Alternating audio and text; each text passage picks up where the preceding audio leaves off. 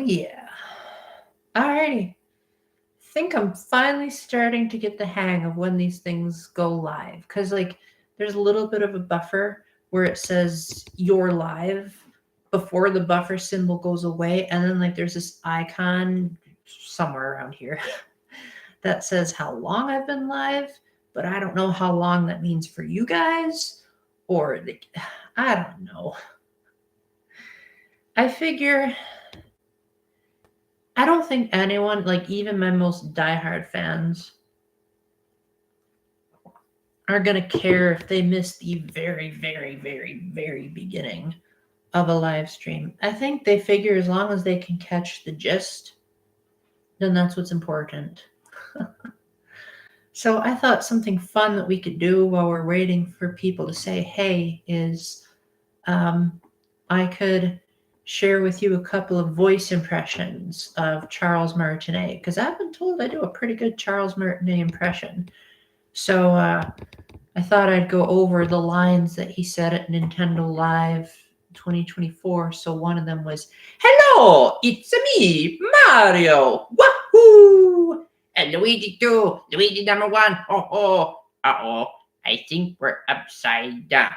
And Wario, have a rotten day."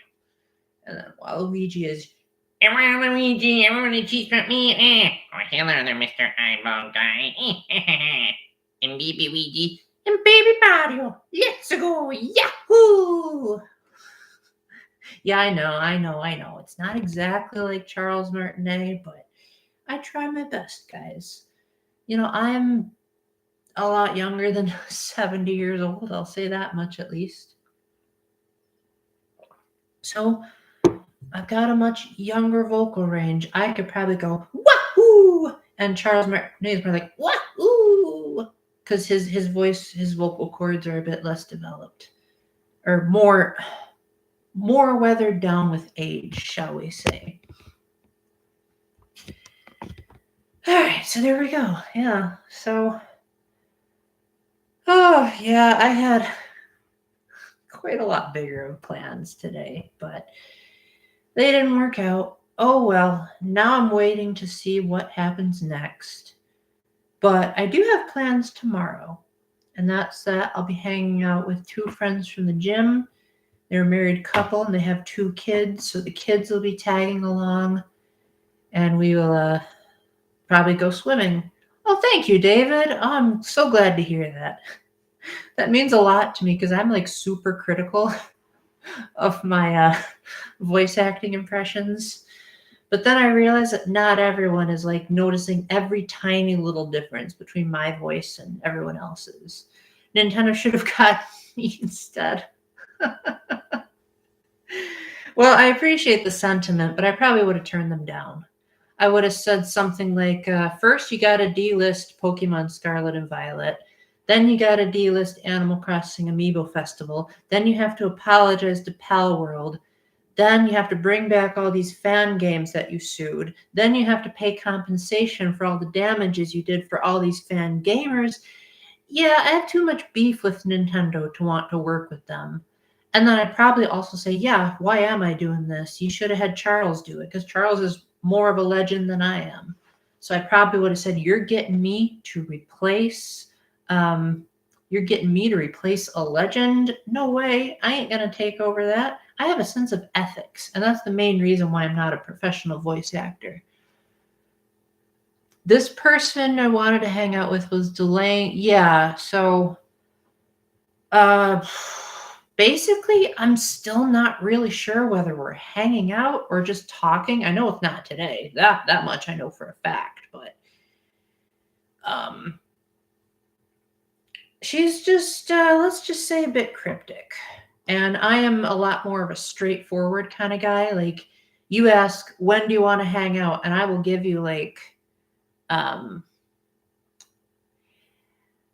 will give you very specific information. I'm not typically one that gets very vague unless if like you ask a personal question. Like if you say, how old are you or what's your address? Then I might get a little bit like defensive because generally speaking, you don't like to pry in people's business. They would have back off from those demands. What demands? not sure I'm understanding what you're saying there. Again, maybe I just talk too fast for the chat. I don't think I've ever been told I was a fast talker. Yeah, I'd have to think, like, did anyone ever say that about me, or am I just once again projecting my own insecurities? Because, like, I used to think I was a terrible artist, but then a friend of mine watched my Tomodachi Life review, and she said, well, Paul, you may not be good with, like, a paintbrush, but you can make some pretty darn good me. So she said, in a manner of speaking, you would be a good artist. Silly me. I completely forgot to ask. So, David, any big news? Any cool plans coming up? Hopefully yours don't get canceled like mine did. And how's Zero Time Dilemma going? You don't have to answer all of those, but figured I'd start something. I meant Nintendo asking you to be, yeah, like I said, ethics are usually like my go-to for just about anything. Is if I'm going to be working for someone, I want that person to have paid the debts and repaid all those broken loyalties. And Charles Martinet would probably be pretty high up there. And I've heard, I think the most reasonable explanation that I've heard as to why they let him go is because he's old. But at the same time, I feel like that's a strange roundabout way to do it. Oh, good. Glad that I talk fine. Yeah, I don't think people ever say that I mumble. Like, I think I mumble a little bit in my reviews, but that's just because you don't want to talk too loud when you have a microphone, because then you do what's called peaking, where you either bump the microphone or like you hear this weird collision noise, but then you don't want to talk too soft either. But then you also don't want to get too close to the microphone, but then you don't want to get too far away. So I guess it sounds like I'm a mumbler, but in real life, no one's ever said that about me, except for people who are hard of hearing, but they say that about everyone. But I've been told that, like, I think for me, I used to be a public speaker, so I think that really helped with learning enunciation and like proper cadence when you speak. Fun fact, I did not know what the word cadence meant until my very first mission trip. And that first mission trip came out before Cadence of Hyrule did. So if it weren't for my first mission trip, I never would have known what Cadence of Hyrule meant. I would have just thought, what's a cadence? Oh, good. Glad to hear your day has been great. Nothing really planned this weekend besides just yard work. I have such bad allergies, I probably would, I'm not good with yard work. Doing good with Zero Time Dilemma? Heck yeah. Glad you got the Vita version. Okay. Too hot to play on it. Oh, because you probably only have a TV. Yeah, I played the 3DS version, and I thought even by 2016 3DS standards, that game was an eyesore. Didn't even use stereoscopic 3D. Even like Virtue's Last Reward used stereoscopic 3D, but Zero Time Dilemma didn't, which I just found was strange and also indicative of that game's crazy development history. But I would rather the game look atrocious if that means that you get one of the best stories I've ever heard, if not the best story I've ever heard. Actually, I think I am going to say it. I think Zero Time Dilemma has the best story of any video game I've ever played. And I understand that most people aren't going to agree with me, but most of those people that don't have only played the game once. I have played Zero Time Dilemma at least 16 times, not including the amount of people I've watched play it. So my challenge to anyone who hates Zero Time Dilemma is read the developer interviews, play the other games in the series over and over again, then play Zero Time Dilemma at least 3 or 4 times. Then tell me the game is bad. And I have yet to find another person who can take me up on that. So I will forever be the world's biggest Zero Time Dilemma defender. And it has been 10 years since Zero Time Dilemma first came out. And yours truly is getting pretty impatient that we don't have it on the Switch or Switch 2. Like, it would be perfect. You got the mouse mode built in. You got the possibility of it having updated shadow textures that the PS4 version did. Heck, I've heard a couple of people say that the Switch 2 is technically even more powerful than the PS4. The game looks good on the OLED screen. Oh, I didn't know the Vita had OLED. That's neat. The new, yeah. Oh, man. You should have seen Miss Peggle's stream of Zero Time Dilemma. I have a couple of highlights of that from, let's see, which video was it? I think it was Best Games of 2024, or Best Memories, sorry. Best Memories of 2024. I had highlights of her streaming Zero Time Dilemma, and her reactions to the new character designs were just priceless. Just absolutely phenomenal. But yeah, they got a new character designer for Zero Time Dilemma, so that's why everything is so inconsistent artistically. Which is a shame, because I really liked Sigma's old design in Virtue's Last Reward, and I would have loved to see it reused, but oh well. You can always imagine, and that's why I wrote my novelization, because I figured my style of writing would probably elicit feelings of that old Sigma design, so people could like insert their own version of him into the character, as opposed to the finished version that we did get. So, oh man, I don't know what to ask about Zero. The thing about asking about Zero Time Dilemma is because you can play it so wildly out of order, you have no clue what everyone's progress is on it. So if I were to ask, like, so do you think this is going to happen and whatnot? Like, it may have already happened for you. Or you may say, like, whoa, Paul, I'm not at that point in the game yet. You don't think it's bad? Yeah, consistency. Yeah, Zero Time Dilemma has its fair share of moments where it seems like it's contradicting the series. Some of them, I can kind of see it. But then I was on Pegasus Angel's stream where she streamed the game. And I had a theory about how maybe the game didn't contradict itself. It's just that it had a really bad localization. And so as a result, it was one of those lost in translation moments.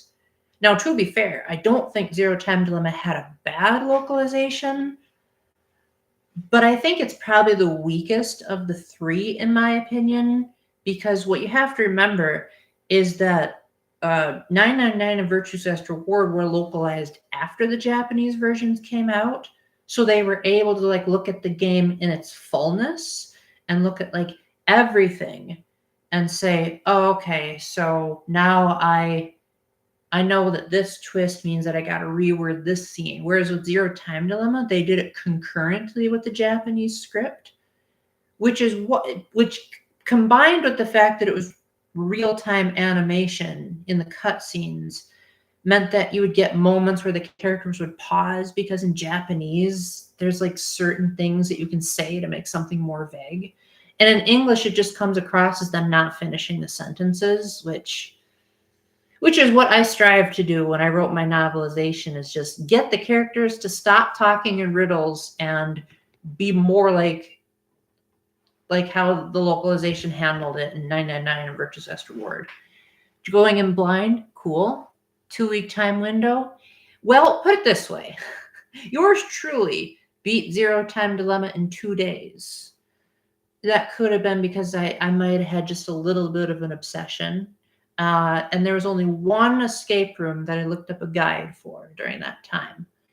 Now, I'm not saying the game is easy, because there are definitely some challenging escape rooms in there, but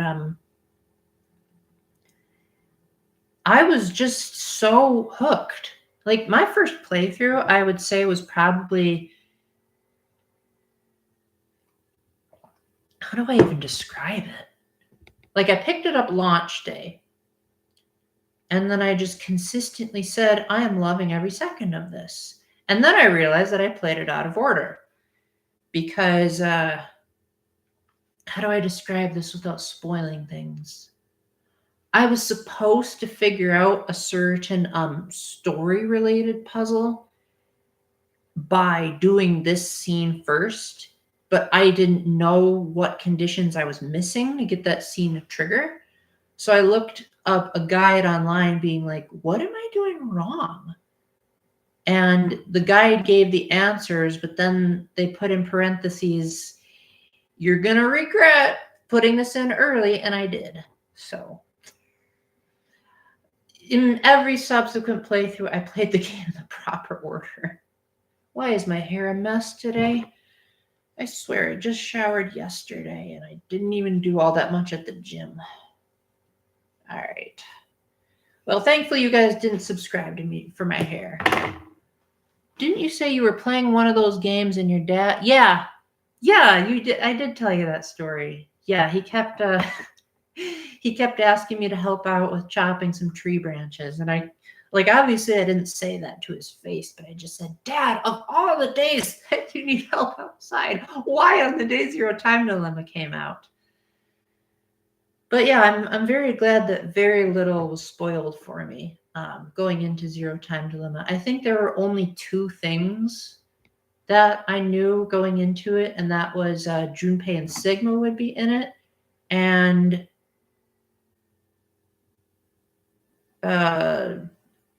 it would be from the perspective of 3 different teams, and I'm pretty sure that was it. So that was it was nice that the fandom was so generous and so vague with everything. And going into 999, I knew even less. I think the only thing I knew about 999 was that it was M-rated. It was like a choice-driven game. I think I knew that much. And I think my brother just said yeah, you go through escape rooms and make choices and it gives you different endings. That's all he said. But I think he worded it because you like Ace Attorney, I think you'd like that game. And that certainly is the comparison of all time. And then I overheard him talking about Virtue's Esther Ward's ending to my mom, because I don't think he realized I was listening. But the thing is, I misunderstood what he said. So I kept thinking the whole time, none of this is going along with what my brother is saying. And then I beat the game, and then I was still confused, because I was like, that literally isn't even the ending he described. So then I looked back at the wording that he said, and I said, oh, if you're looking at it from that perspective, yeah, but that's a really roundabout way of describing it. When I described the ending to my mom, I used very different wording than he did. Which, once we do our Zero Escape spoiler stream, I will give a proper explanation of how that game ended, because I know it's a bit of a headache trying to sort it out. My first playthrough, I literally had to go over the dialogue boxes over and over again, being like, what the heck did I just read? Yeah, my brother is a lot braver than I am, so he gets into all these M-rated series that I'm more of a chicken about. So he just said, Paul, I don't think you'll have to worry about, because I think what I asked him was am I going to have to make choices that are going to be morally objectionable? And he said no. And that was enough for me. Because the reason I brought that up was because I saw Lotus, and I thought to myself, oh, I certainly hope they don't make me do any perverted actions toward her. So I asked my brother, hey, do you make choices of that degree? And all he said was no. And that was enough. And I'm so glad that he was so vague. But then the irony is that I actually like Zero Escape more than my brother does now. We've both beaten it, but he's only beaten each of the games once. So he barely even remembers what happened. And from what he does remember, he doesn't like it too much. But again, he's only played it once. I've played it 16 times. Huge difference in perception there. You had to reset 999 because you didn't get the safe ending. Didn't I give you a guide on how to do that? Or did I, was the guide, did I write it wrong? Like, I could see that happening maybe if you didn't read my guide, because goodness knows that the Nonary Games port is pretty darn cryptic with its flowchart. Huh. Yeah, so the problem with 999 is that it was made for the DS. And because of that, it wasn't designed with the flowchart in mind. The original game, what you had to do was every time you'd get a bad ending, you would start the whole game over again. And then you'd have to like resolve the first puzzle, and like every other escape room, you'd have to resolve. And you'd have to like take notes along the way of what you did wrong. And like maybe a character said something different this time. So you're like, okay, now I'm on to something. So let's continue with that train of thought. And that was literally what was going through my head as I kept replaying it. And eventually, I did get the true ending path, but that was before I got the safe ending. So I think I eventually just asked my brother, like, what the heck did I do wrong? I thought I figured it out. He said, yeah, you got to get another ending first. So it was an absolutely euphoric moment being told that by him. Like, yeah, you did get the true ending path. You just have to get another ending first. And I think I like had to reset the game like maybe over 100 times just to do that. You just overlooked it since it was mentioned in one. Oh, I'm sorry. I wanted to make it as spoiler free as possible. Like if you were reading one of my like other walkthroughs, I would have gone in way more depth.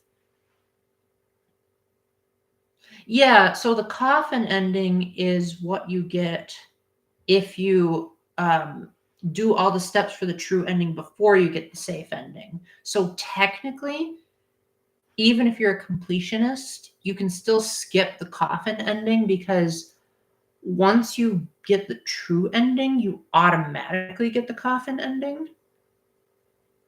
So it's kind of a 2-in-1 type of deal, which makes me wonder why even have that in the first place. It's not even technically an ending. Like, if you look at it in like the space-time continuum, it's kind of like on the way to the true ending. You just have to assume that the player is in a different point in time than the protagonist.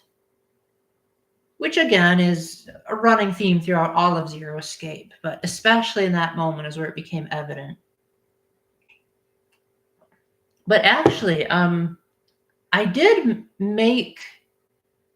kind of made a video where I tried to make a Stanley Parable timeline, but I'm not sure if I'm ever going to finish it, because I feel like I don't know how to make the footage interesting. And like some endings are so short and boring that I don't think I have the editing skills to make it actually like fun to watch. Yeah, the ending is quite a cliffhanger, which is, it's great if you have the Nonary Games version, but if you played the DS version like I did, yeah, it was yeah.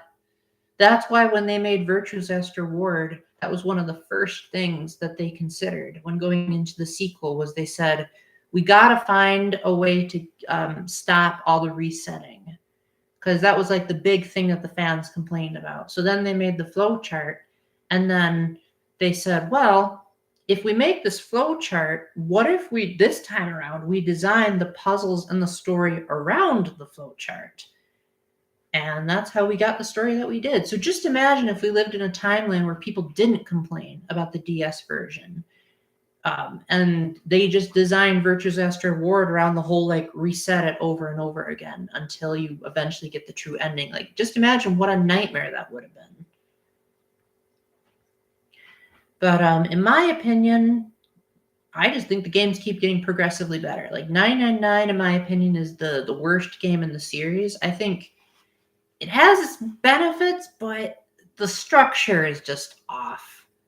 Hello there, Baltazar Gonzalez. I hope I pronounced that right. Is it Belshazzar, like in the Bible, or is it Baltazar? Well, either way, welcome in. I'm glad you could make it. I always ask the same questions when people come in, so I hope they don't come across as rehearsed. Um, what are some things you like? How's your day going? Got any good news? Do you like video games? We were talking a little bit about Zero Escape, but we're being vague because Lodo, otherwise known as David, is only on the third game.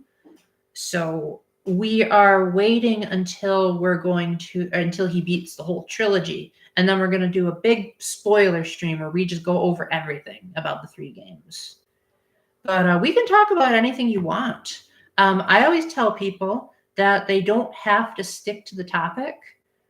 If they're bored or if they feel left out, they can totally like just bring up something else. Like sometimes I'll be talking about like I might be talking about video games, and then someone says, "What's the Catholic Church's teaching on marriage?" And then as I'm talking about that, then someone will say, "What do you think about Danganronpa 2?" And as I'm talking about that, then someone will say, "What do you think about psychology?" So like everyone has a whole bunch of conflicting interests, and I just think that's wonderful because it means no one can feel left out. And because I have so few people watching these streams, people don't really get ignored unless if YouTube deletes the comments. Because I typically only delete comments if they are bringing up unfortunate moments in my channel's past. But I won't mention them just in case you don't know what I'm talking about. But anyway, yeah. So what are some cool things in your life? What kind of things do you like to do? Got anything you're looking forward to? Just let's hear it. That's what makes these live streams great. The fact that there's so few people. I know Kevin would probably disagree with that. He thinks that I should get like 1,000 people, but I said, no way. Nice shirt. I am so glad you said that because I think this is one of the ugliest t-shirts in my drawer. But like, I think you're the 3rd person who said that today because on my way to and from Bush's, 2 people said nice shirt. I think someone at the gym said it too, but I'm not 100% sure because it was during the afternoon, and the afternoon crowd is typically pretty standoffish.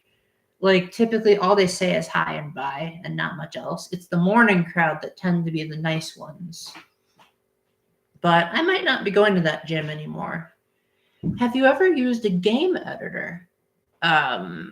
Nope, because I have no artistic ability. Well, very little artistic abilities.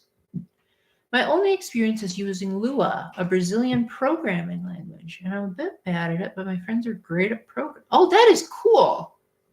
I'm good. Wow, that is insanely cool. Like, what are some things that you've done with that? Like, are you planning on being a game developer or anything like that? Because I would love to try out your game if it ever is on Switch or Switch 2. You'd be surprised how many people forget that I only do Switch and Switch 2. And they're like, hey, we got this newest game on Steam. And I'm like, did you not watch my YouTube channel at all? You should know I don't do Steam games, but oh well. Being able to jump around different topics, oh good.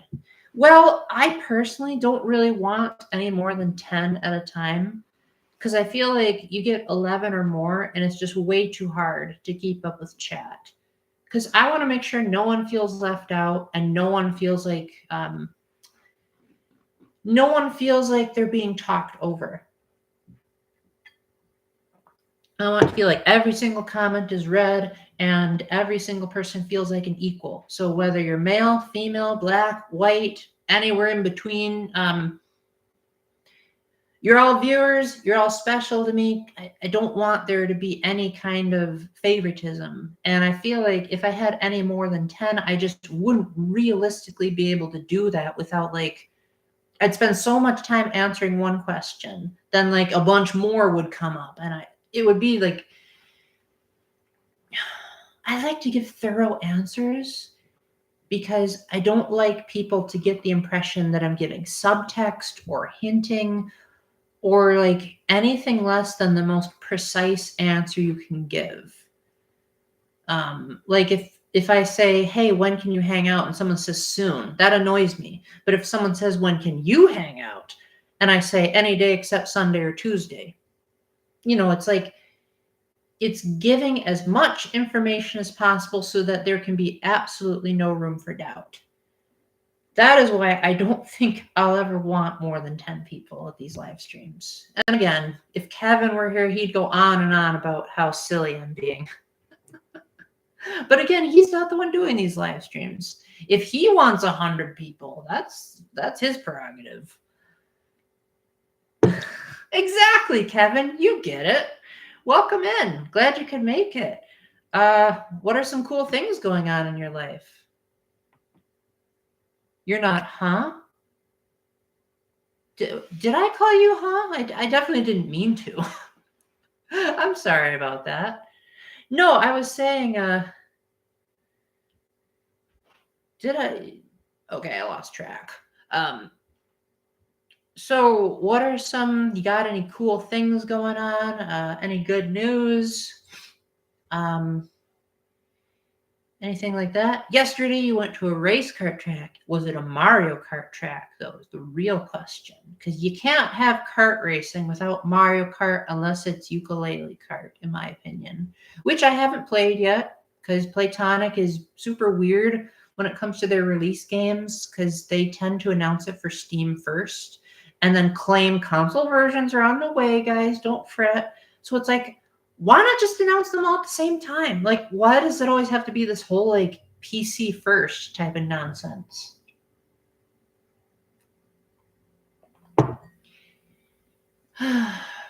like I said before you came here, Kevin, so many game developers will automatically assume that I play Steam games, and it's just like, hey, are you sure you watch my channel? Because I've never reviewed a Steam game and have openly said that I won't.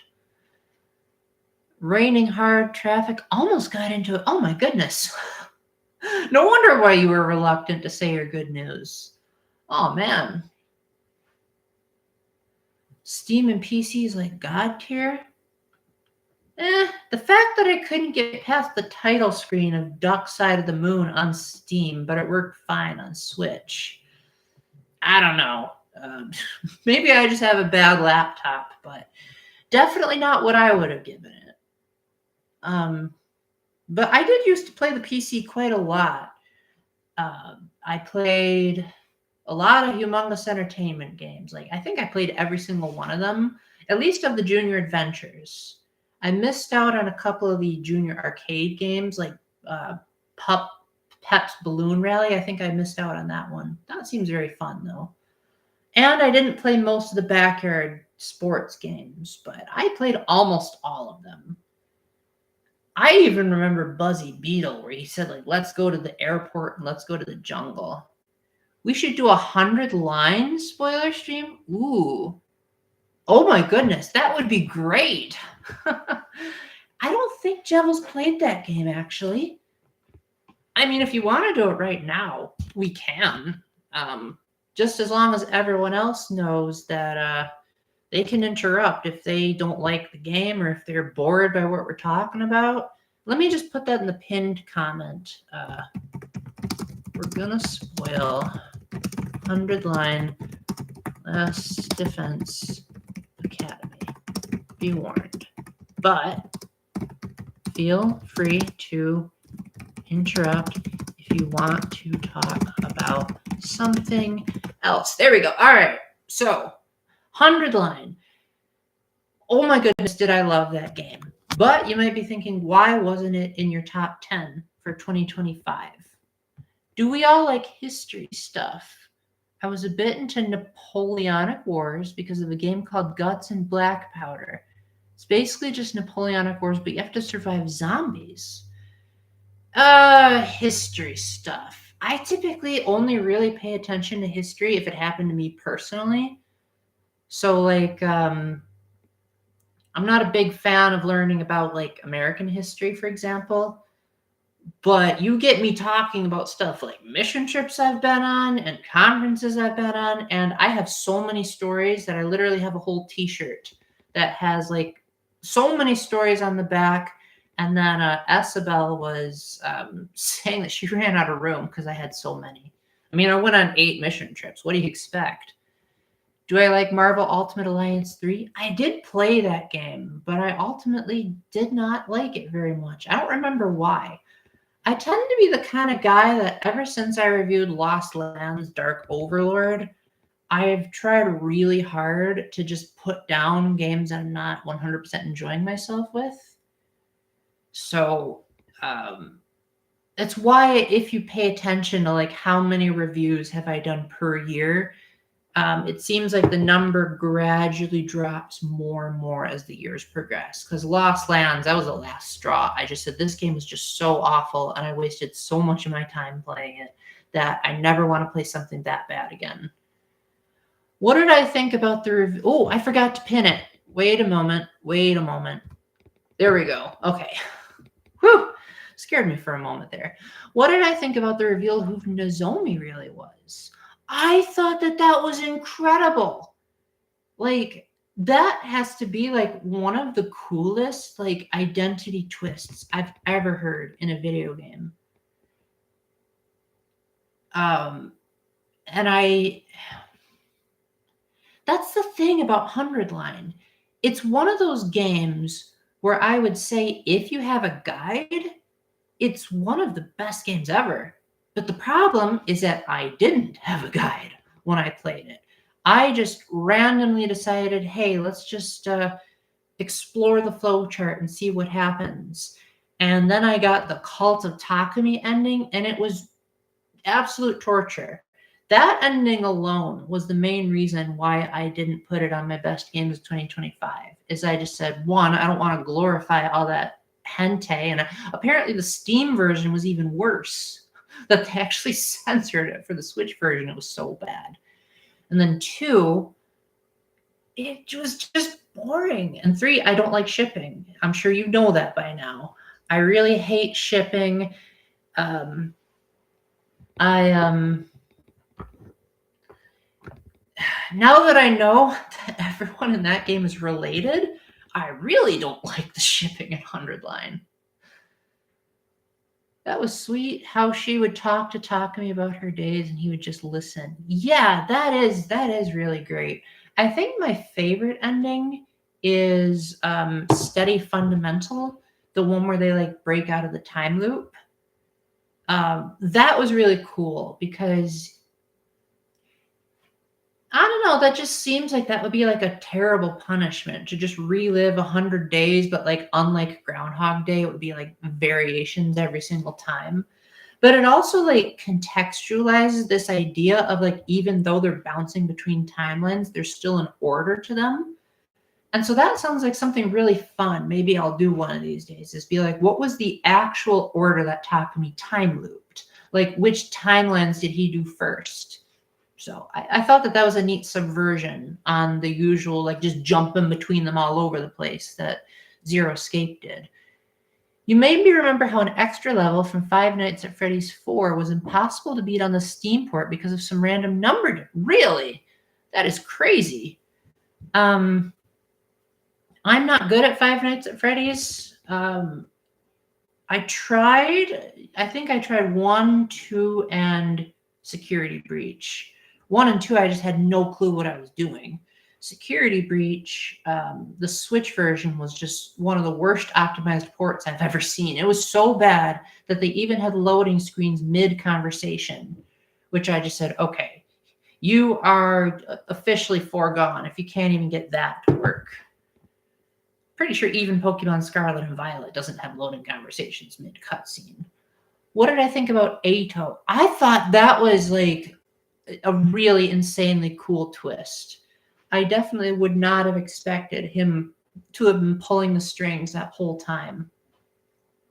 Redeeming himself depends on the ending, because he certainly didn't redeem himself in Cult of Takumi. In my opinion, I feel like that Ato was even worse than the one in the first timeline.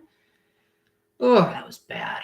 But I do think in the ending, in Steady Fundamental, the fact that like they found a way to remove his cognitive disorder without like altering his personality, I feel like that would be, I feel like that's a good like indication of what I would like to, I would like to see people be able to do that in real life. Like maybe you could like find a way to remove a person's, I don't know, ADHD, but like they'd still be the same person. Poor not, I know that's a poop emoji, but I'm not sure what that means in context. You might have to rewrite that. Yeah, I've never played 4, Kevin, but if Peggle was here, and I think Jevil knows a few things about FNAF. Just that was fun doing that Danganronpa stream. Yeah, that was very good. Thank you, Jevil. You read Lodo's message. You didn't play 100 Line Last Defense Academy? Well, we're going to completely ruin it for you, so brace yourself.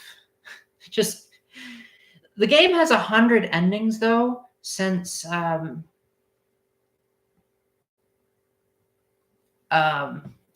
game has 100 endings, and there's actually debate about, like, if there are certain, like I'm pretty sure there's a line somewhere that said all 100 endings are considered canon, and there's actually debate among the fans of like which one is the true ending.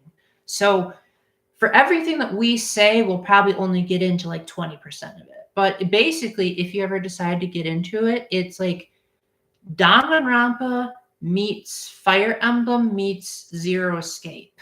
Like that's the best way I can describe it. Oh, you meant poor not. Wait, what?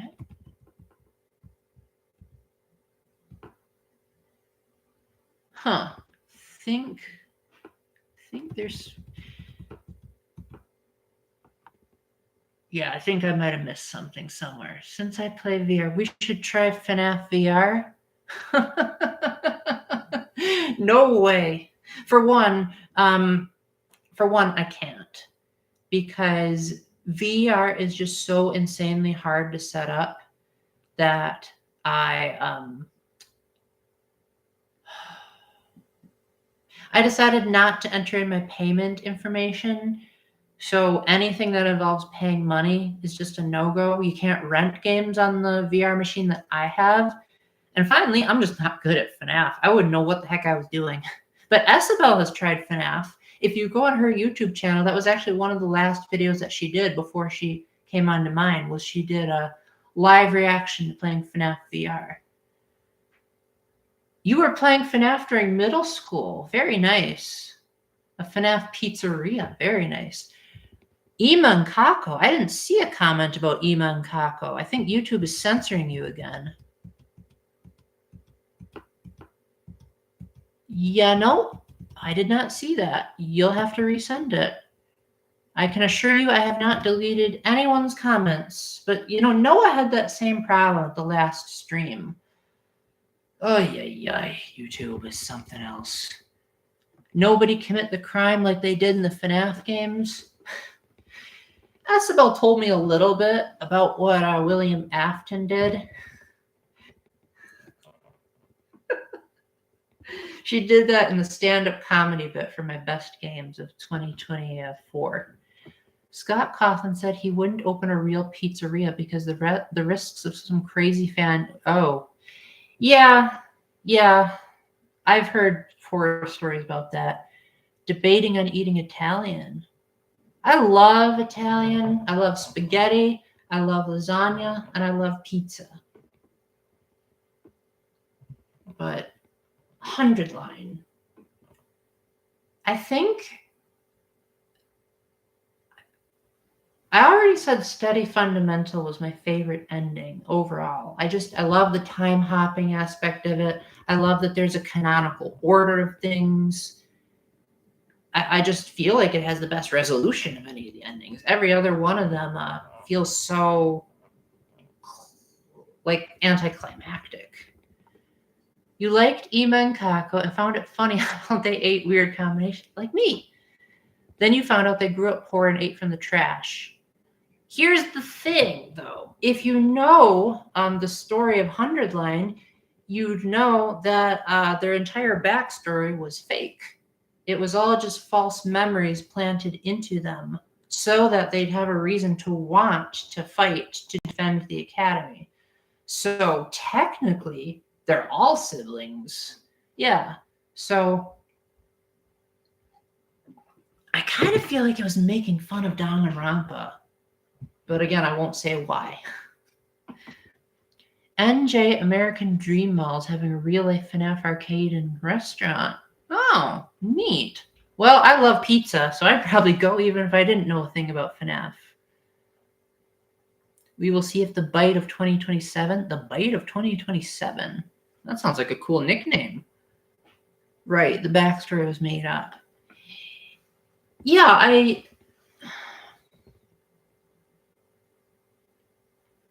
I also think the idea that they were on a completely different planet the whole time, I feel like that was also so cool because the whole point of the game was that their entire reason for doing anything was based on lies, and discovering like what was really going on and seeing Takumi have like his own agency in that was genuinely kind of mind-blowing. But you still felt like as the player you had some agency as well because you'd like make the choices. But then you would always feel powerless after making the choices anyway, because like you'd make one ending thinking you're being so virtuous, and then Takumi turns out to be an evil dictator in one of them. So it's like, okay, I did not say that.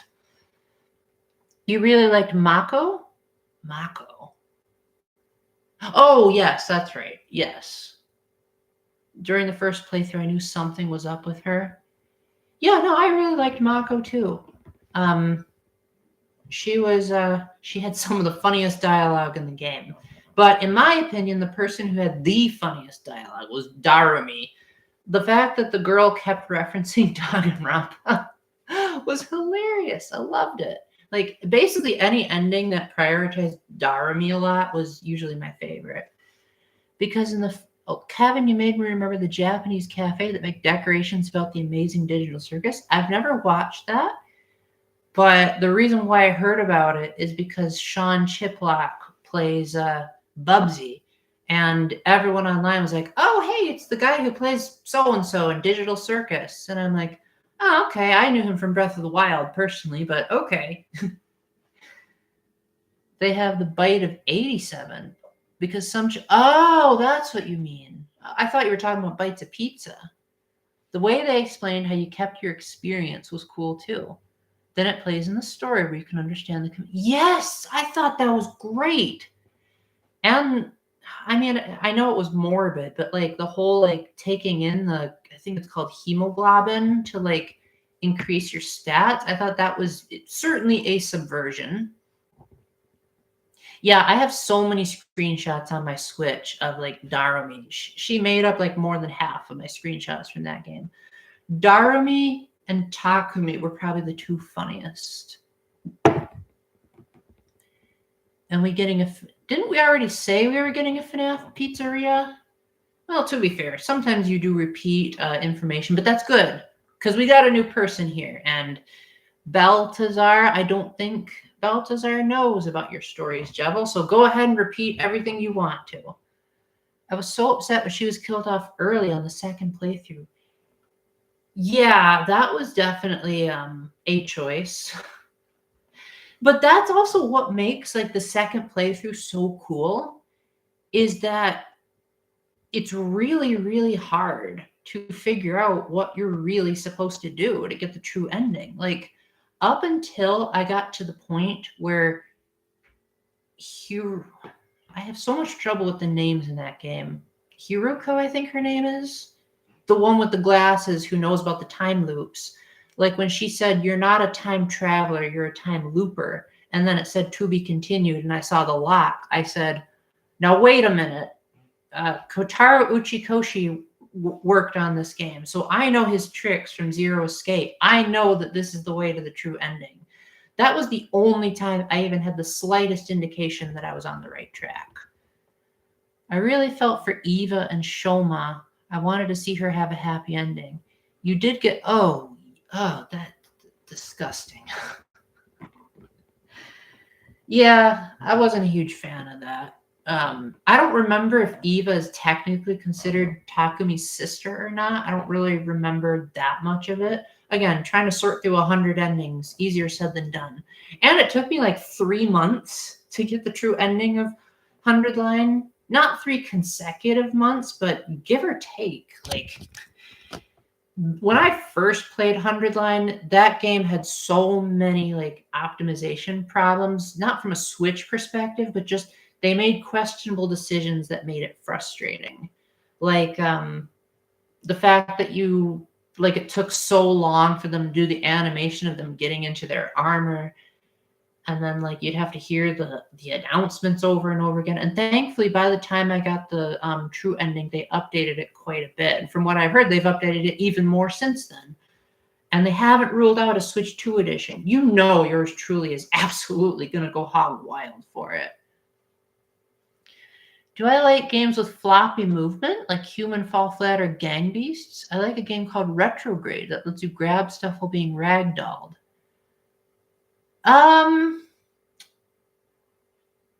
Does Breath of the Wild count? Because you can have some ragdoll physics when you fall down a mountain.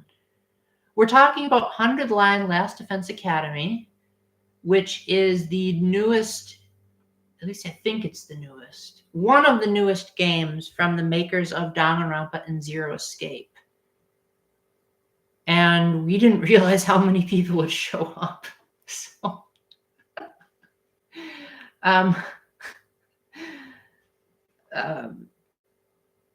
I didn't realize that we had to take it to a vote, so I'm sorry, Jevel. I'm so sorry. But I will tell you, depends on if you're going to play the game. Because if you are, well, if you're even thinking about playing the game, then maybe we shouldn't. That's a good point. Yeah, let's talk about it some other day. That's a good point. I didn't even think about that. I'm not the most futuristic guy in the world. You guys all know me. I can barely predict what I'm going to do next week. So predicting who's going to show up on a stream, typically I have no idea. Like, I know who the regulars are, but I never know like who's going to come on what days.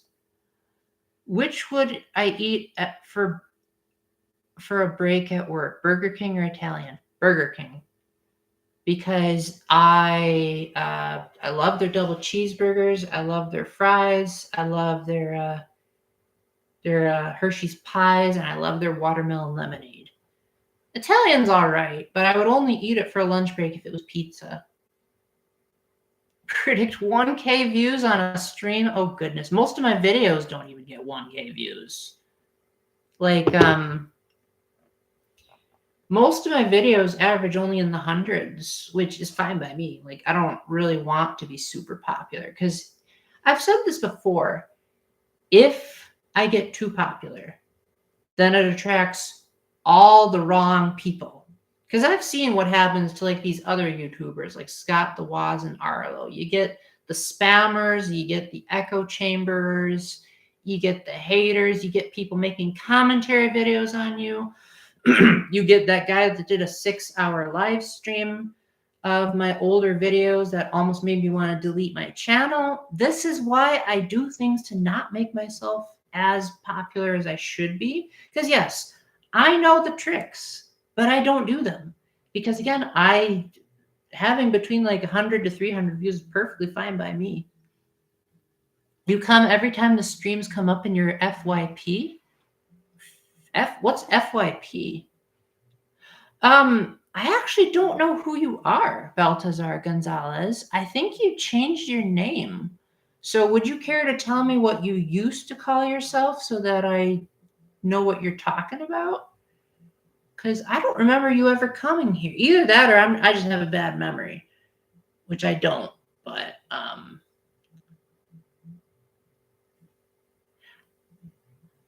again, I have over 6,000 subscribers. It is very hard to keep track of everyone. Maybe there will be a stream you're not here watching. That'd be super hard to coordinate. And I would hate to just like single you out, be like, yo, Jebel's not here, so let's talk about 100 line. Yeah, I'd feel kind of scummy doing that. That's why with the Zero Escape stream, it's very much going to be like an in advance type of deal. Someone cyberbully, I don't know what cyberbullying means, but it certainly felt like it. Unfortunately, I deleted the comment that had the link to the person's YouTube channel, and then I forgot the name of the YouTuber. So I don't actually know. What I do know is that not a single person from that stream actually spoke to me on an individual level and actually decided to say, like, okay, why did you say that in your old videos? Do you still believe that take? Or were you immature back then? Not a single person did. They all just decided to talk down on me in that person's stream and say the usual insults that I've heard even before I started YouTube. Like, people seem to think they're being so clever when they say things like, oh my gosh, you talk like a girl. Oh my gosh, are you trans? Oh my gosh, you have such long hair. It's like, you really think I haven't heard that like so many times throughout my entire life? Like, again, it doesn't bother me, but it does bother me when that's the only things that people say. Like they might say like sure, maybe they say that in one comment, but then they make other comments that are good. That's fine. But to have like this huge wave of people just saying all of that, ugh, it was a nightmare. Again, almost deleted my channel because of it. Might get a bot in the future stream. Sometimes there's this girl bot that has inappropriate images. What? Did that ever happen on one of my streams? I hope not. Huh. We will sort them out. Well, thankfully, I think I've said this to you before, Kevin, but when I was in school, I read quite a lot of books about how to handle bullying. And I think I'm better at handling hatred than most people. It's more so like usually what bothers me is disloyalty. I would say is like the biggest thing. Disloyalty, dishonesty, and spam are like the three big ones for me. You came like 1 month. Oh, okay, gotcha. But every time my streams pop up, you just ask the topping and then comment through random things. Okay, cool. Yeah, well, I mean, if you don't feel like showing up, you don't have an obligation. It's not like you're going to be in mortal sin for missing my streams. It's totally up to you. If they actually saw you in stream, they would know I'm a guy. Well, they certainly do after they saw my Super Mario Sunshine review. That's for sure. Jebel, yeah, I do hope you enjoy 100 Line, Jebel. But again, it's a combination of Fire Emblem, Zero Escape, and Danganronpa. So it really all depends on how much you like those three games. Because if you don't like turn-based strategy, you're probably not going to like 100 Line all that much. Because the creators flat out said Fire Emblem was one of their biggest inspirations. And as someone who's a diehard Fire Emblem fan, it was very nice seeing how they subverted the typical Fire Emblem formula and put their own spin on it. Once you got insulted by a girl that told you your nails are painted pink.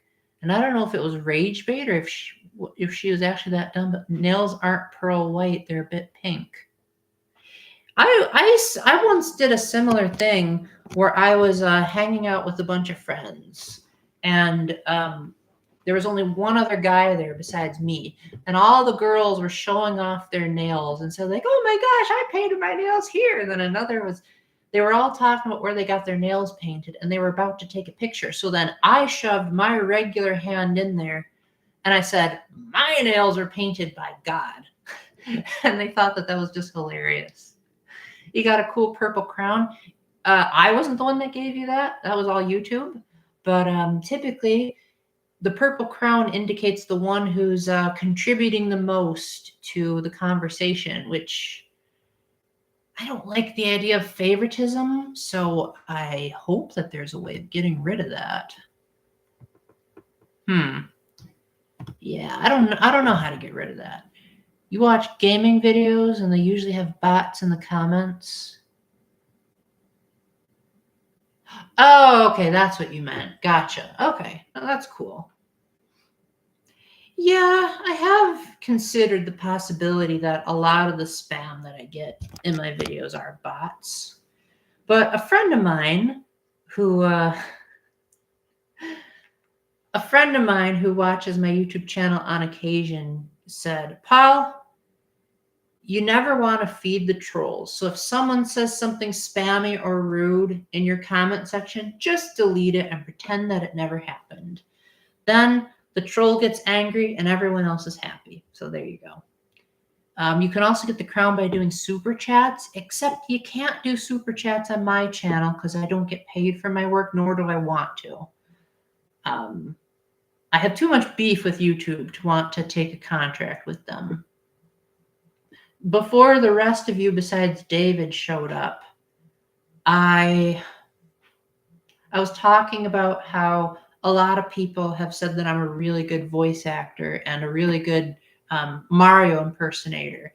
And David was joking. I actually don't know if you were joking or not. You seemed kind of serious. David was saying that I should have been the new Charles Martinet, and I just said, I ain't gonna take over for Charles Martinet because Nintendo would have to do a lot of damage control for a lot of the stupid things they've done, and they'd also have to give a proper apology for what they did to him, because I would feel bad about taking a job from an absolute legend. Like, I was just doing an imitation of Mario, but Charles invented Mario, more or less. Like, prior to Charles crashing that interview, the only things that were known about Mario were he dated Pauline for a while.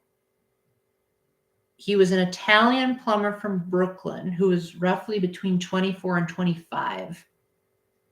And he got into the Mushroom Kingdom because he and his brother Luigi were plumbing in Brooklyn, and they discovered a pipe that led them to the Mushroom Kingdom. Yes, that was canon even before the movie did that.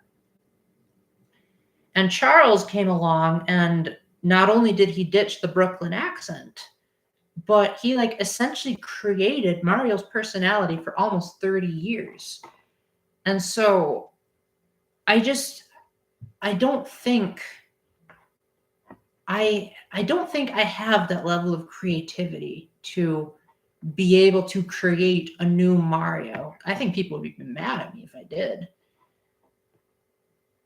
Nintendo is so stingy with Fortnite that Sonic is in Fortnite.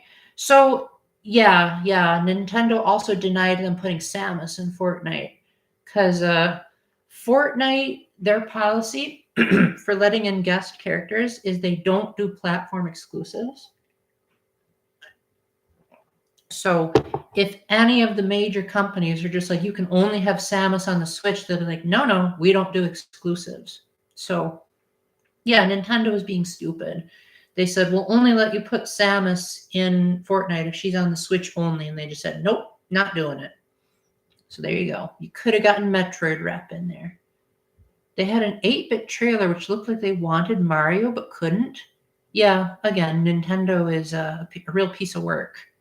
But to be fair to Nintendo, and I'm not trying to defend those guys. Like, again, just put nearly any Pokemon game in front of me and I will say, I know that most people say it's primarily Pokemon Company and Game Freak, but Nintendo could just end their partnership with them. So I still blame them for all the stupid things that Scarlet and Violet do. But to be fair to Nintendo, I think they do a lot more right than people give them credit for. I think it's just that people on the internet who have strong opinions about Nintendo do all of the tactics to make the algorithm recommend their videos more. So people like beat 'em ups who's in the very pro Nintendo crowd with all of the the clickbait thumbnails and all that. And then you got Nintendine, who's on the exact opposite spectrum, where he hates Nintendo with a passion. They do all the tricks to get the algorithm to make people subscribe to their extremities. Whereas people like me, who some days I'm just like, yeah, this is like Nintendo's amazing, and then other days I think Nintendo's terrible. The algorithm just doesn't want that. They want either supreme negativity or supreme optimism, but not one or the other. By the way, Pac-Man is in Fortnite too. That's neat. Don't know how that works, but that's neat. Do I like any series in particular? I like a lot of different series. So just to name a few, in video games, I like Zero Escape, The Legend of Zelda, Mario, especially the Mario RPGs, Fire Emblem, Danganronpa, Ace Attorney, Ghost Trick, Doki Doki Literature Club, Stanley Parable, and again, that's just some. Animated series, The Lion King and Aladdin. TV shows, I like Once Upon a Time and The Chosen. Soon to be the Harry Potter TV show, which I'm so looking forward to. I think I'm looking forward to it more than anyone in the world at this point. Because Deathly Hallows is my favorite novel, like ever. Not just favorite Harry Potter book, but favorite book, period. So, you know, there are people out there that like Harry Potter, but I don't know if anyone likes Deathly Hallows as much as I do. FNAF is also collabing too in Fortnite. Oh, neat. No, that I can see. Your mom watches The Chosen. It's definitely a series that you have to commit to get into it, because they try to speculate a lot on the stuff that the Bible doesn't mention and try to like fill in the gaps of like, what did Jesus mean when he said this? To like try to give some context. And like, what were the Pharisees talking about when they wanted to kill him? Like they tried to make it more of a cohesive narrative as opposed to just bits and pieces of Jesus's life, like the Gospels actually did, which again, I think is great. But again, if you're not like committed to like really paying attention to the story, it's probably going to seem like gibberish. Top sports games: Mario Strikers Charge, Mario Power Tennis, and Mario Super Sluggers. Unfortunately, the only one of those that I played was Mario Power Tennis. I don't remember if I played the GameCube version, but I did play the Wii version, and I thought it was terrible. So I'm hoping the GameCube version is better because that's the game it was designed for. Hello, Jungle Runnin'. Boy, has it been a while since you've been in. What's been going on in your life lately? Any good news? Any cool things you want to share? I should probably remove that pinned message about 100 line. There we go. Now people don't have to be afraid of joining in. There we go. The Wii is a goat? Oh, that's crazy. Have you ever been wanting a specific thing for your future? You really like gears and electricity, even making drawings above an ocean-healthy oil rig. Certainly not to that extent. A specific thing for my future. I'd like to be the world's longest-running YouTuber. And I really want to do some chaperoning of like high school events. Like I would love to just be able to help a youth group get through like a conference or a mission trip. I just can't get enough of it. And I want my gravestone to say he tried his best. Yeah, probably not the best ambitions. I'm definitely the type of person that tends to think more about the past than the future. I typically... See, here's the thing. Whenever I do think about the future, it's typically in ifs, not whens. So, for example, back in the day, I would used to say to my friends, oh, if we hang out, we'll do this. And they'd be like, why are you so uncertain? You should say when we hang out. It's going to happen. And I'd be like, well, how are you so certain about anything? And of course, in the Catholic Church, we believe that the second coming could come at any time. Like it could come tomorrow for all we know. So I personally don't really like to say anything is for certain. And I've been saying this quote lately that only a Sith deals in absolutes, which is why I typically don't like to say the words always or never, because someone could easily challenge that. And a couple of times there have been people that look like absolute idiots because they would say those always and never statements and then be proven wrong. Like there's one guy that said Night Trap will never be on a Nintendo system. Well, now it's on the Switch. People said Doki Doki Literature Club will never be on a system besides PC. Now it's on the Switch. So just stop being certain and you won't look like an idiot going forward. Wii Power Tennis. Wii Tennis was good. Mario Power Tennis on the Wii was terrible, but if you like it, good. Like Mario Power Tennis looks like a cool game. It just wasn't cool on the Wii. Your parents used to have a Wii, but then everyone was waking up with severe muscle pain because of punching at the air. That never happened to me. Huh, that's strange. I guess like I've been the type of guy that is super conscious of like my inner sensations. Like I remember one time I looked into the mirror and I looked down where my stomach was and I said, I think I've gained 3 pounds. And then I stepped on the scale and I gained 2.5 pounds. So close enough. But I feel like most people, if they thought that they gained weight, they'd probably say something more like, I think I've gained weight in the generic sense. Whereas I like almost had it down to the number. There were other times where I would say like, oh, I feel like I'm a bit tired right now, even though I might not look tired. And I would usually be the one that people would say, like, Paul, you haven't changed a bit in like so many years. And I would be like, well, technically, there's all this internal stuff that's changing. But again, people don't notice. I notice because it's my body. So, of course, I'd notice that, like, oh, okay, your hair looks this much thinner than it did like 5 years ago. But most people don't notice that kind of stuff. I do remember, though, in some of my early videos, one thing that kind of scares me looking back is I used to have much more prominent, whatever these are, because I was a bit more underweight back then. I still am. Like, I'm still very much not quite what I'm supposed to be, but I looked like I was borderline starving myself back then. Nowadays, though,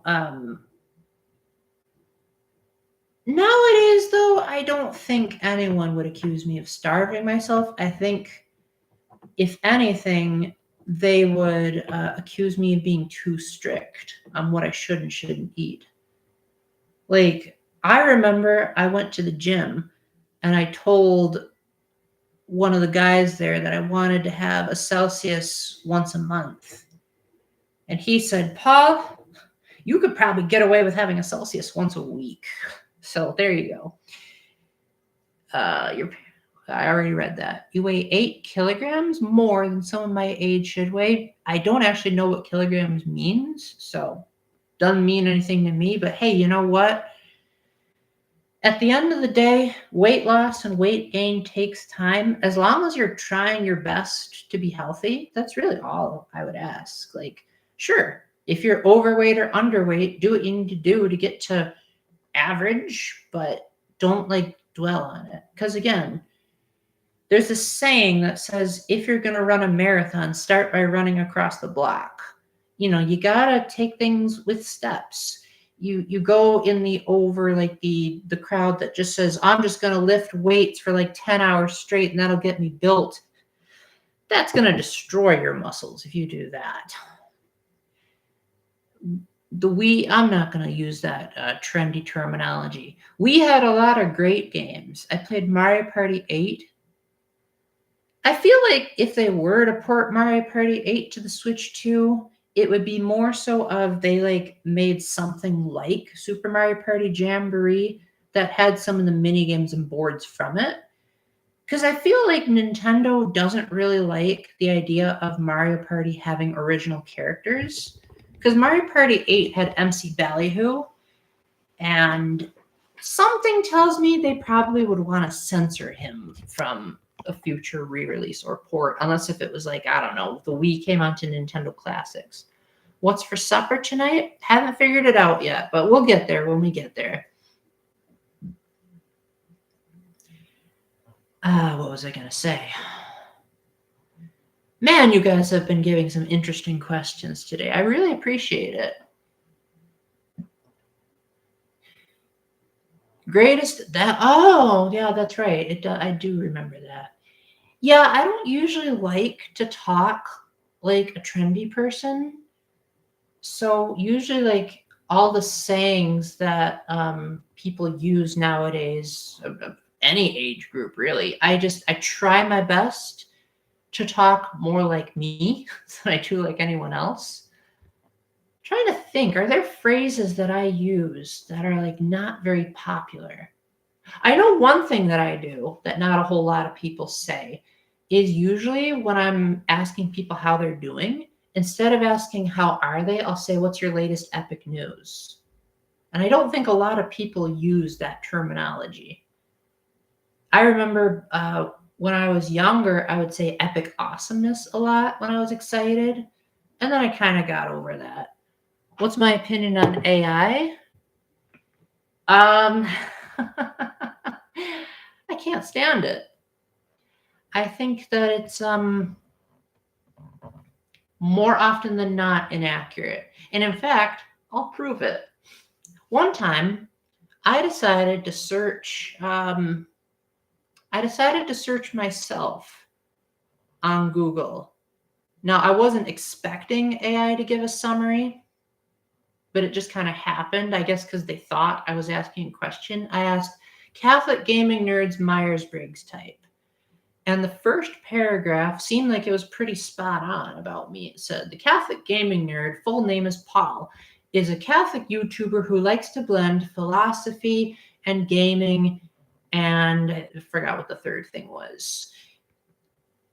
And then the next thing said, while the Catholic gaming nerd has never publicly disclosed his Myers-Briggs type, many sources have commented him being an ENFP. And I said, wait, what? When did it? I've disclosed my Myers-Briggs type for like years now. What are you talking about? So then I looked at the link that the AI provided. It turns out there's another YouTuber by the name of the Catholic Nerd, not the Catholic Gaming Nerd. And that was the person that people claim is an ENFP. And so I just said, wow, AI, you completely got that wrong because you missed out on the nuance that I'm the Catholic gaming nerd and this other person is the Catholic nerd. So, plus the fact that it said never publicly disclosed his type. Like, have you not watched my videos for the past like 9 or 10 years? Yeah. That alone was enough to make me just say, yeah, hate AI. Don't want to use it if I can help it. Because if there's even a 1% chance of AI giving me false information, I don't give a darn about it. I want to know something that is going to be objectively, factually true, which is why I tend to get mad at people that rely on their own reasoning for coming to a conclusion rather than checking some kind of verifiable data.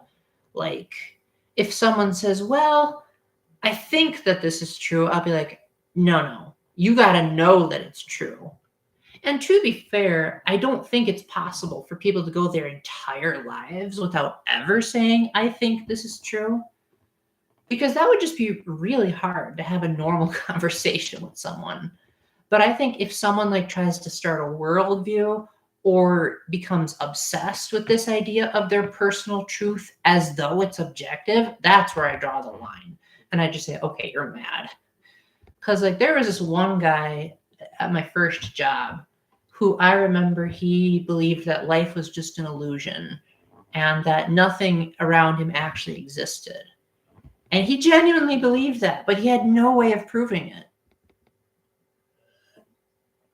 In fact, I'm pretty sure when I asked him to prove it, he said, the fact that you're asking for proof is probably just a figment of my imagination. And again, no proof, no documents, no studies. So what eventually ended that conversation was I said, okay, see that wall over there? Go walk through it. And he wouldn't do it because he couldn't accept the fact that he was wrong. And that I just proved that there was objective, verifiable truth that he could not walk through that wall. He had crutches as well. So I said, take off those crutches and walk without them. If reality really is an illusion, then you should control it. And so therefore, don't use the crutches. Walk around without them. He couldn't do that either. So that's why I don't tend to really like it when people think that something is true and then present it as though it is true, because then the people that do go by facts can easily say, you're an idiot and let me prove it. That's the kind of people that need some psychological feedback. What's psychological feedback? Catholic gaming nerd singing Peaches with AI? I hope not, because I think at this moment that's either a federal offense or like extremely offensive. Plus, I think my singing voice is shot. So if AI makes me sing, then it would probably already be inaccurate. Because it's like, yeah, I'm pretty sure I just got the same thing that my mom got. Was she just sang so much as a kid that it just prevented her from singing good after a certain point.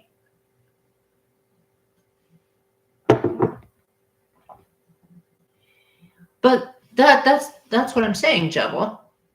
Say hypothetically they do take my voice sample from the stream and then try to make it sing. In and of itself, that logically proves that it's not really me singing. Because if the real me were to start singing, it would probably sound really bad. But AI would auto-tune it to make it sound good, because AI wants to make itself look good, is ultimately the end goal here. And AI doesn't want you to critique it and say, oh my gosh, that's so fake. We are imperfection, AI isn't. The fact that AI mixed me up with someone else already means that it's imperfect. If AI was hypothetically perfect, then it would never, ever, ever make a blunder. There were times when I would look up like information about a game, and it would say that a game came out on a day when, like, I'll give you an example. So there was this game that I was really looking forward to called Backyard Baseball. And I was looking up, like, when is it coming out? And it said Backyard Baseball released on August 18th, 2026. The game did not release on August 18th, 2026. In fact, it's not even on the eShop anymore. Like, I pre-ordered it and everything, and it's just gone. And it's not released on the other platforms either. So that is blatantly false information that it claims to be certain of. AI can be used for good and bad. Your mom uses AI to research about series paired with Google. But then there's the people who generate videos about stream. Oh, yeah. Yeah. Like I said, I'm not the type of person that likes taking risks. I like to typically try to only do stuff that has a 100% chance of success. And like, if I do take risks, it's usually either like for God's sake, literally, not the swearing.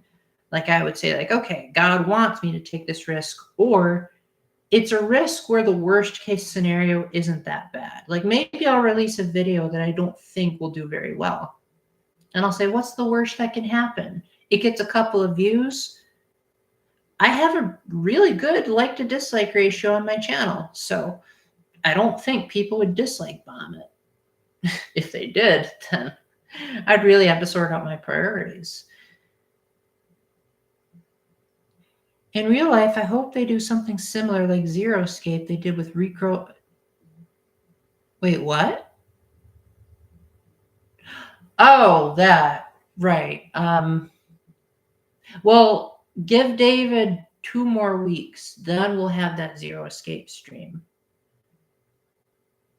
I don't think there's anyone currently watching my channel that like genuinely wants to play Zero Escape. I think that friend that I kept hinting at doesn't watch my live streams anymore. And if she is, she hasn't given me any indication that she's even lurking. So I don't know. That's what I said. Or Lodo and David are the same person.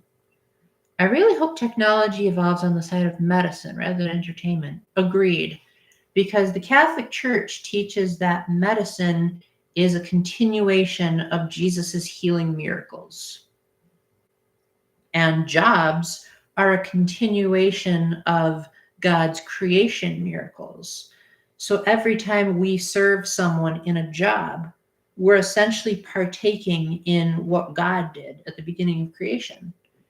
And that is what separates us from the animals ultimately, is that animals don't have the capacity to work.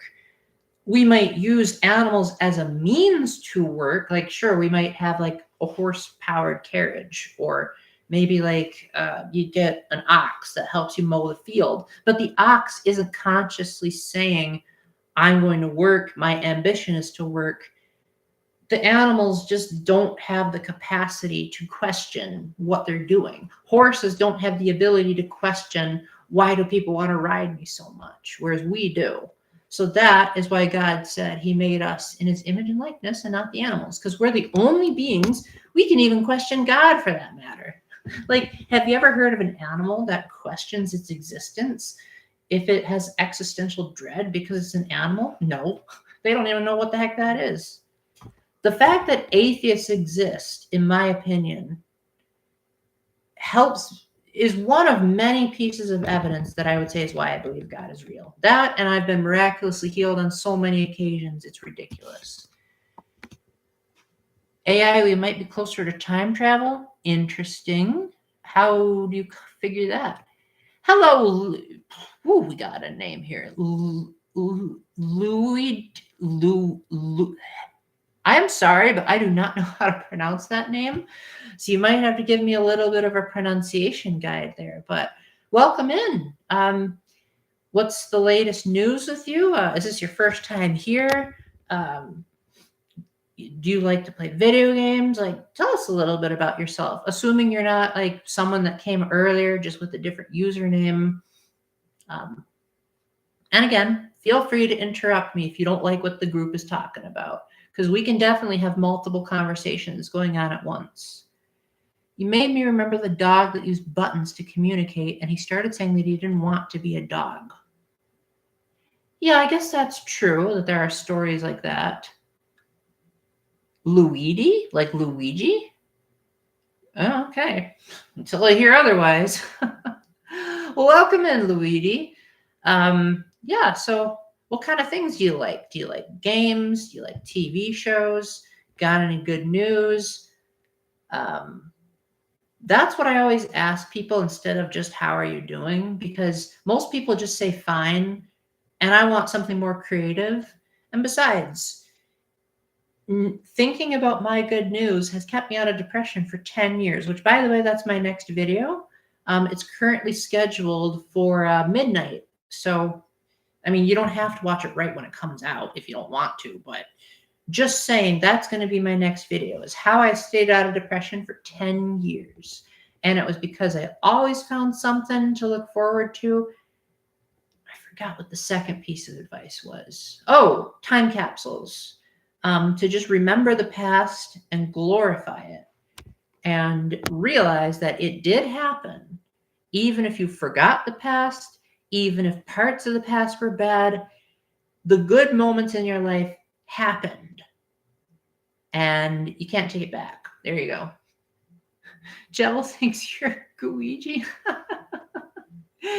All right, I'll call you Guigi if you want to. Sure. You think Luigi might be Italian? Well, according to the series creator, he's an Italian immigrant, or more specifically, his family is, that he's actually from Brooklyn. And the reason why most people think that Mario and Luigi are like straight Italian is because Charles Martinet, when he was doing the audition, he thought that it might scare kids if he did like a traditional Brooklyn accent. So he decided he would do Italian because he wanted, like, if kids were watching him, he wanted to like not scare them, which is why he put on the higher pitched voice. And that just became so much of a norm that no one questioned it. No one remembered that old interview that Miyamoto did where he said Mario is a 24 to 25-year-old guy from Brooklyn.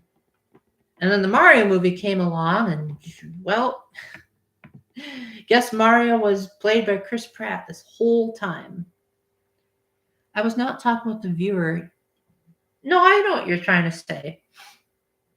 Yeah, I've played Luigi's Mansion 3 as well. Very nice game. AFK for a little? What's AFK?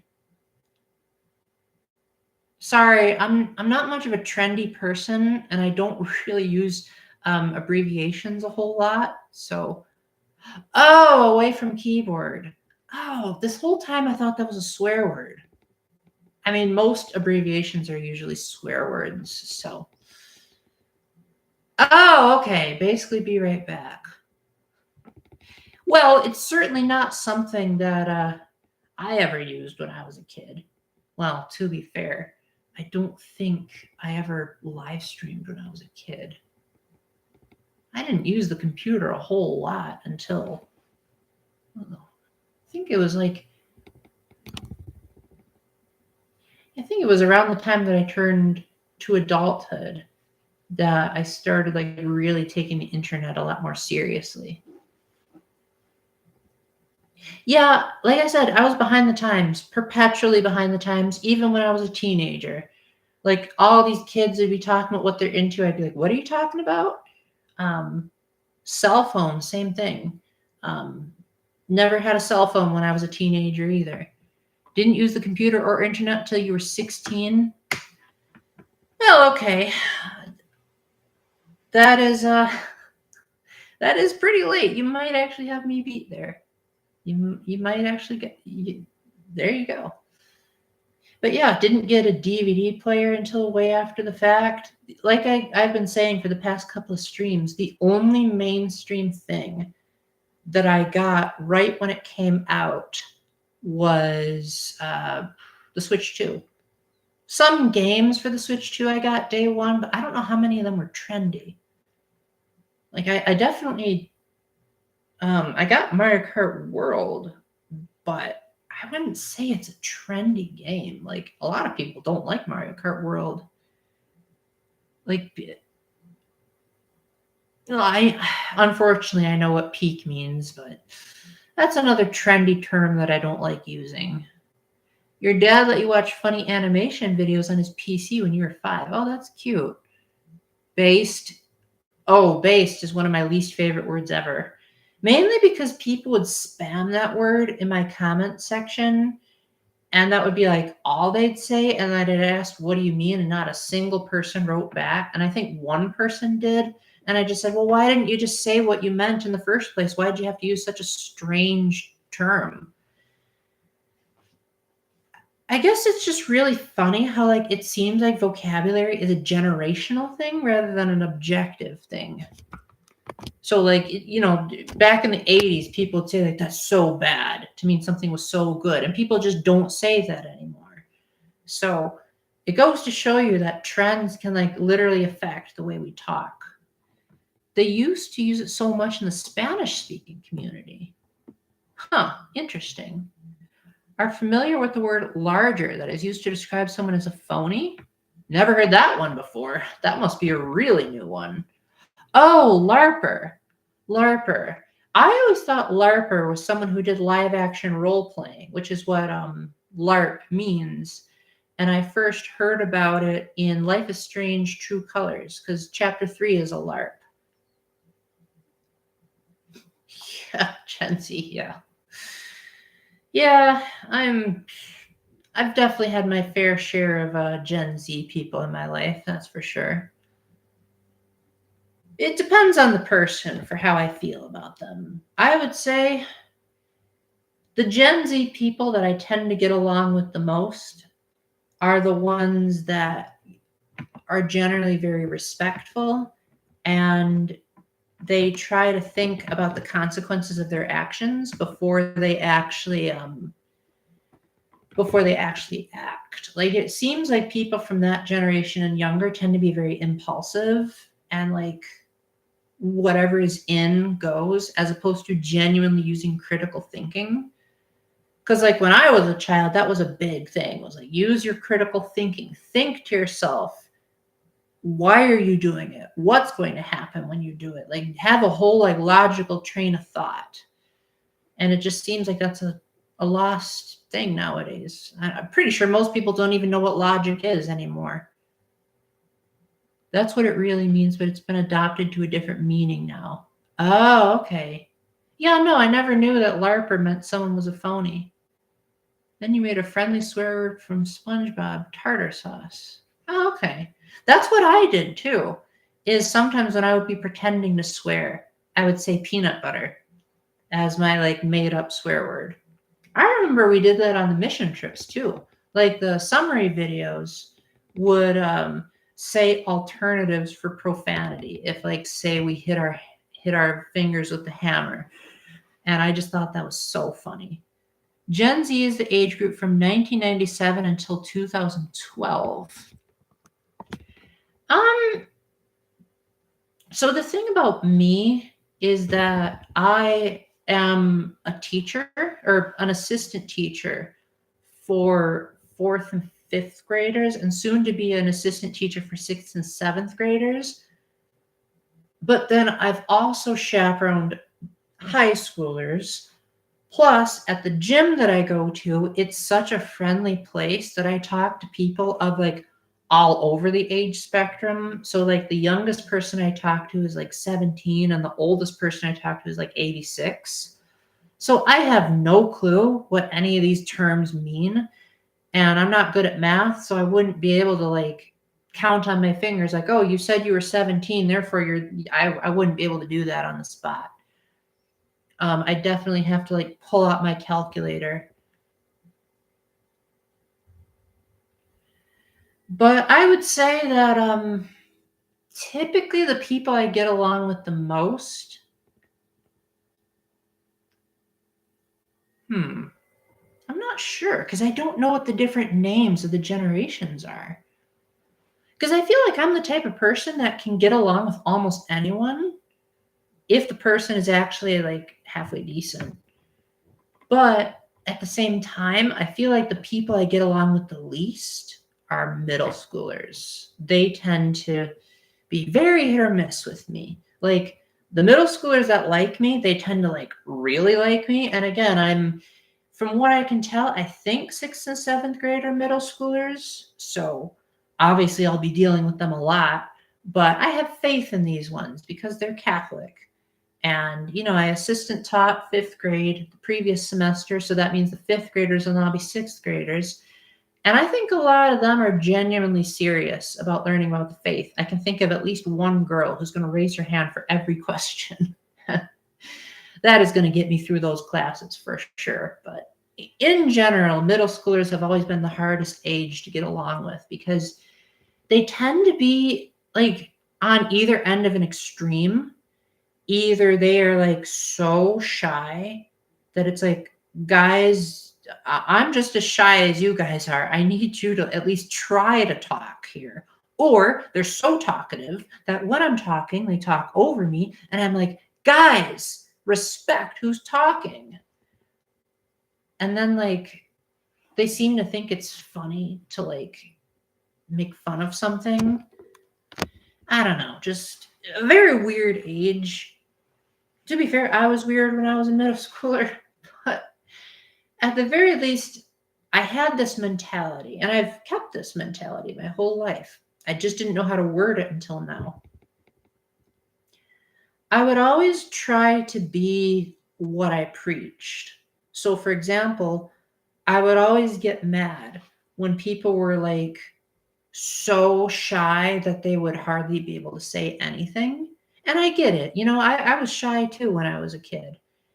Still kind of am, but like I would also say I'm outgoing as well as shy. So that's weird. But I remember thinking to myself, even if I'm shy, I am never going to make people feel uncomfortable or like I don't have enough to say.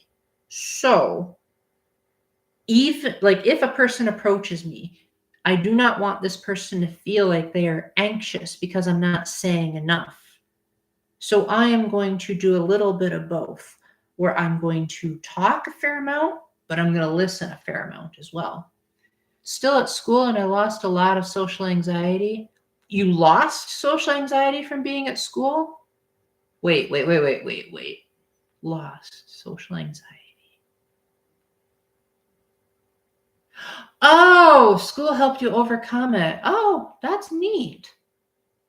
I mean, I went to school too. I was just homeschooled for most of my life. So that's one reason why I'm so behind on everything. I got a lot of friends too. In fact, most of my friends that did go to school have often said, "Paul, you have more friends than anyone I know, and yet you were homeschooled. How did you do it?" And I said, "Good old-fashioned values. You know how to keep a conversation, you respect your elders, you treat everyone like you would want to be treated, basically. Like if I wanted someone to talk to me a certain way about a video game that that person liked, that's how I'm going to talk about video games with other people. The golden rule has basically been like my go-to way of thinking for about as long as I know, really. And I even know some atheists that say that the golden rule is just in general a good life philosophy to go by.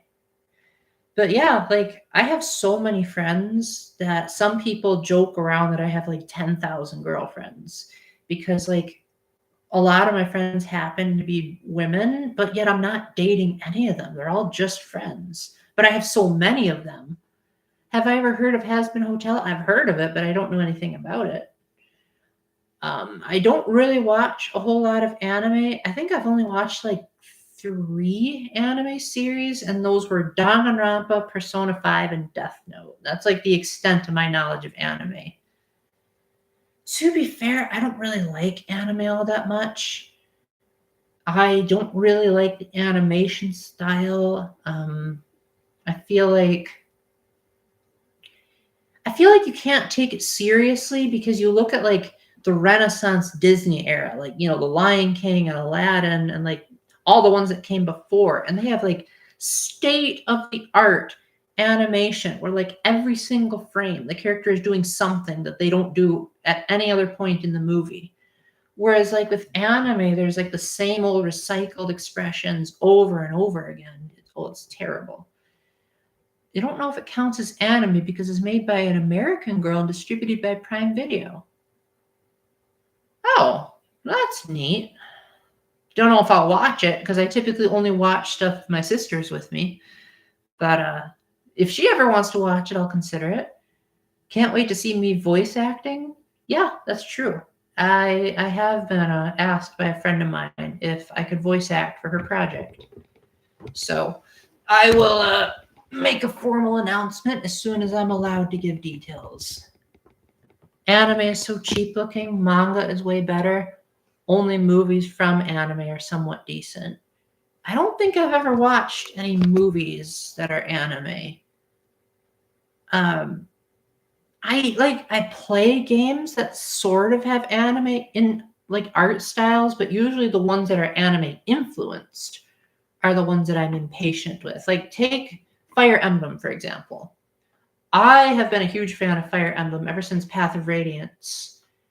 And the reason why I think Path of Radiance and Radiant Dawn are my favorites in the series is because, yes, Ike looks like an anime protagonist, but he doesn't act like one. In fact, none of the characters do. Nothing in there feels like an anime stereotype. It feels like Tolkien could have written it. And you wouldn't have like if you were just blindly reading the story of Path of Radiance without seeing the graphics, I don't think you'd think to yourself, "Oh, that game was made in Japan. Oh, that game is anime." You'd just think, "Wow, that's a pretty impressive story." But you get like Fire Emblem Awakening and Fire Emblem Three Houses, and you're just like, oh, yep, they were definitely inspired by anime. And that's why it is very, very hard to go back to those games. Which is why I'm really hoping that Fortune's Weave is like, as the name suggests, weaving between the heavy storytelling and political warfare of Path of Radiance and the more like simulation style elements of Three Houses, but just ditch the anime nonsense. Gamescom is coming, yes. Again, Jevil, highly doubt it. Highly doubt that game will show up. Pretty sure I would have heard about it before you would have. But if it does show up, I'm definitely going to be excited. But again, I doubt it. Being a fan of RPGs will, of course, implement elements from Japanese animation and storytelling. Yeah. But most of the RPGs that I play don't really feel all that Japanese. Like when I played like Paper Mario: The Thousand-Year Door, it almost feels Americanized because like chapter 3 just feels like it's stereotypical American mosh pit. And like maybe it's just the localization wanted to be like trendy by 2004 standards, but like the characters say a lot of lingo of that time. Like Mario says crud a couple of times in Thousand Year Door. Like that does not strike me as a very Japanese thing to say. And if it is, then you guys feel free to correct me. In your opinion, some series are ruined because of their creators. For example, I like Hazbin Hotel, but the girl that made it gets into a lot of controversy. The plot is 10 out of 10, but the writers are 2 out of 10. And now you get why I make so many Shigeru Miyamoto jokes in a lot of my videos. Because in my opinion, most of Nintendo's worst decisions prior to like the Switch era were Miyamoto's suggestions. He was the one that said Twilight Princess shouldn't have an orchestra. He was the one that initially pushed back on Super Mario Galaxy having an orchestra. He was the one that said Super Mario Galaxy 2 shouldn't have a story. Sticker Star shouldn't have a story. He also said that. Star Fox Zero, less is more. Again, just the guy is just so out of touch. Like, sure, he made some cool games back then, but, you know, he's been outdone. You know, just retire and stop ruining everyone's enjoyment by being stubborn. It's not your game. It's a game for everyone. So you should try to appeal to the masses, the people that are playing it. If you want to make a game for yourself, then don't sell it. Simple as that. Remember that art that Sploon Ghost made? You thought I had makeup on? I hate makeup. Like, I don't like stuff being on my skin. I don't even like stuff like Vaseline. Like, I like to be as clean as possible. That Toad kid said Fire Emblem rocks his socks. Yes, he did say that. And they kept that in the remake, which I was so happy about. And he even said, like, he's been playing it on his GBA. Like, you would think he would say on his Switch. But no, they kept the GBA part in there, too. Welcome back, Gooigi, as I should say now. Did you have fun with whatever you were doing prior to when you skedaddled?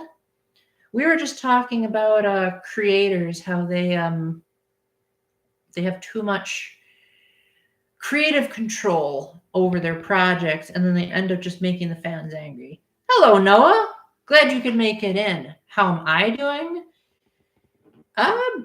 Surprisingly well for having my whole day's plans canceled. Figured I'd talk to you guys instead. I do have plans tomorrow, though. So I will be going to the lake, assuming the weather is nice. And if the weather's not nice, then I'll probably just play some Switch games with my friends. At work right now, so won't be commenting, but you'll listen. Okay, cool. Well, glad that you could be around to listen, Noah. You were eating with your family. Oh, good. That's very nice. Very, very nice. Did you enjoy your dinner? What was I going to say? Yeah, I forgot. I'm going to play Retrograd. Thanks for reading all our messages. Oh, You're going away too? Okay, gotcha. Yeah, thanks so much for coming in, Baltazar. So glad you could make it. Why did my friend cancel? It's a complicated story, and a lot of it involves psychology. So I'm not sure if you'd want to hear all of that. But welcome in, Mr. Falcon. Got any good news lately? Great, good. Yuji Horii is an exception. A lot of Dragon Quest fans fear the day he retires or passes. Yeah, I don't really like Dragon Quest all that much. That's probably why I do want Yuji Horii to retire, is so that someone can say, like, stop doing the same old thing over and over again and actually evolve the franchise. At least that's how I felt about Dragon Quest XI. It was just Dragon Quest 1, but with pretty graphics. What games am I playing right now? At this present moment, nothing, because I'm just waiting for more games to come out. But as far as games I want to play, let's see. Super Ukulele Kart, Fraymakers, Fire Emblem Fortune's Weave, Ocarina of Time remake, Nintendo Switch Sports Resort seems pretty cool. Most of these are rentals, by the way, except Ocarina of Time and Fire Emblem. Those I'm buying. Steins Gate reboot, definitely excited for that one, even though I know nothing about it. Yeah, those are the big ones at the moment. You don't mind if it is not orchestra. Even synthesizer has its perks. Most Sonic games are synthesized. Past regular show episode had an episode where there was a synthesized battle. And the guy who did like Gary was against synthesized music. He is one of the characters in regular, born on the planet Syntho. Well, let's just say Twilight Princess feels like the kind of game that was designed with an orchestra in mind, and when you hear the finished results,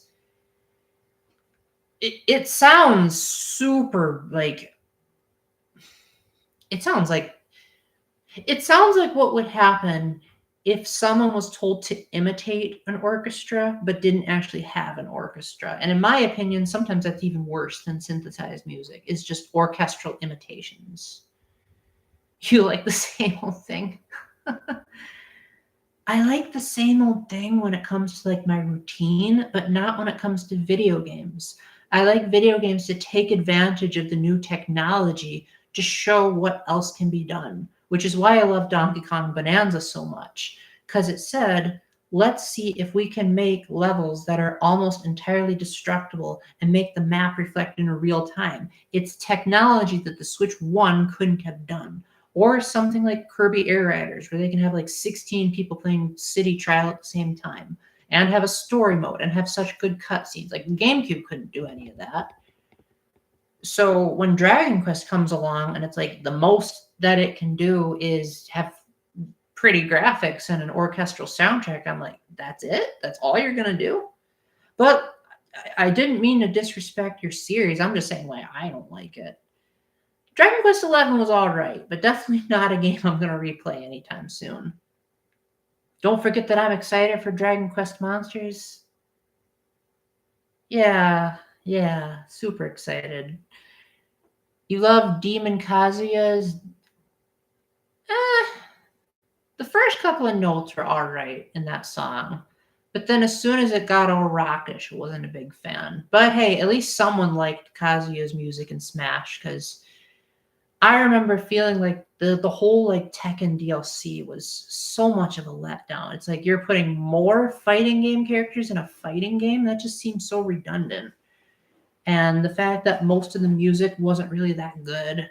I don't like yodeling, so the fact that there was a whole yodeling song was pretty boring. I don't even like Kazuya's moveset all that much. Like, it just feels way too technical. I've always been a fan of like pick up and play type characters, which is why I love Banjo and Kazooie. Is a lot of their move set is very similar to how you operate their moves in the games, but it's not technical. It's like, okay, in the games, you would hold down Z and then press down on the C stick to poop out a grenade egg. So if you hold down on the control stick and press B, you poop out a grenade egg. So it still feels like a natural, like, yeah, that does feel like it would fit. Have I tried Windswept? No, I haven't. What's that all about? If it's a life sim, I probably wouldn't like it. Just a heads up. The only anime you are obsessed with is Dragon Ball. You watched in high school and it caught your attention.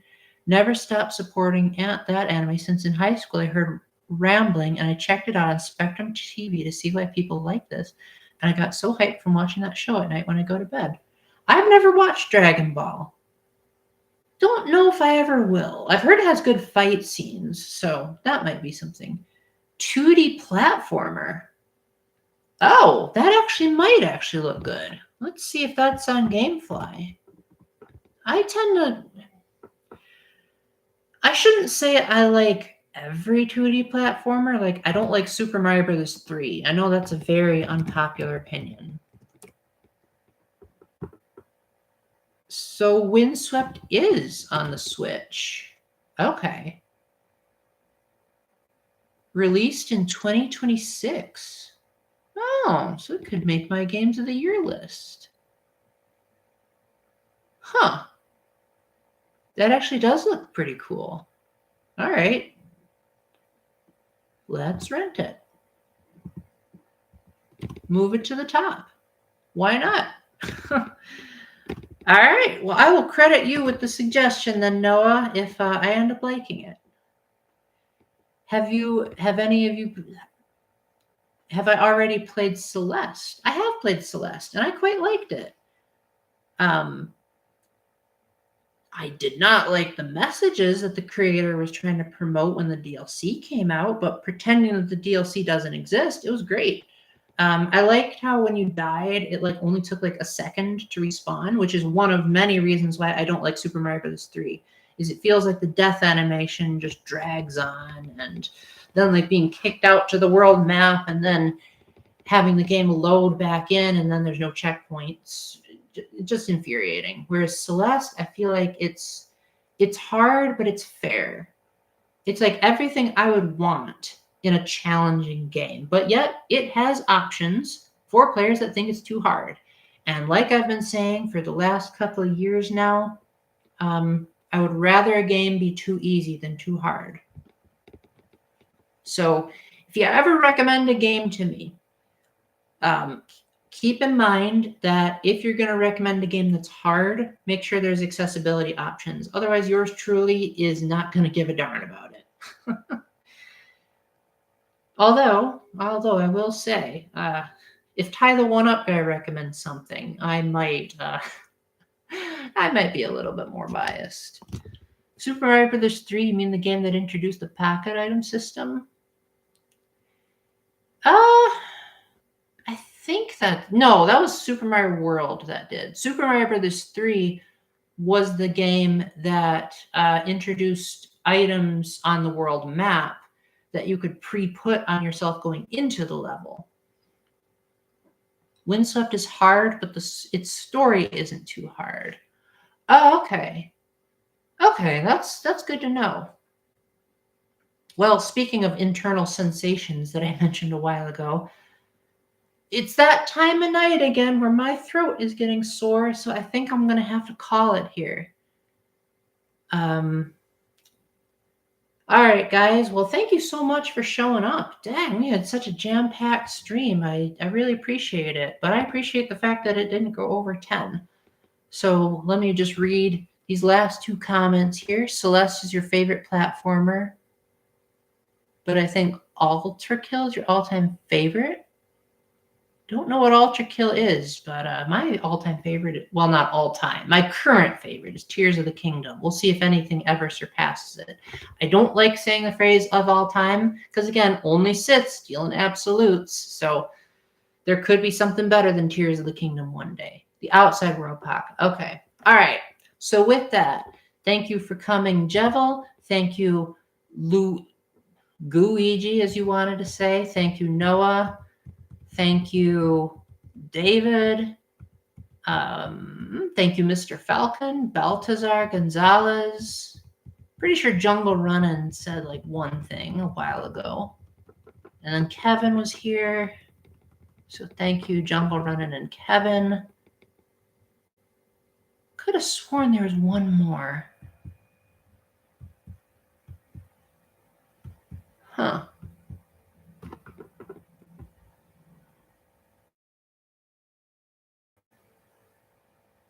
All right, I think we're good. Oh, good. I'm glad you thought it was a cool stream. Just for future references, because even my regulars seem to forget this at times. So I don't have a consistent day of the week that I live stream, because again, teaching, and I like to just be there for my friends. But I have a consistent time that I like to stream, and that's from 5 to 7 p.m. EST. So get out a note or your phone or whatever you need to like remember that time frame. Get out a converter if you're not in Eastern Standard Time, and just think to yourself, if I have free time between 5 and 7, check Paul's YouTube channel. And if I'm live, love to have you. If I'm not, maybe I'm hanging out with some friends, or maybe I have other plans. But just keep that in mind in general. But anyway, you all have a wonderful day, and remember to keep the faith, stay epic, and God bless. Bye.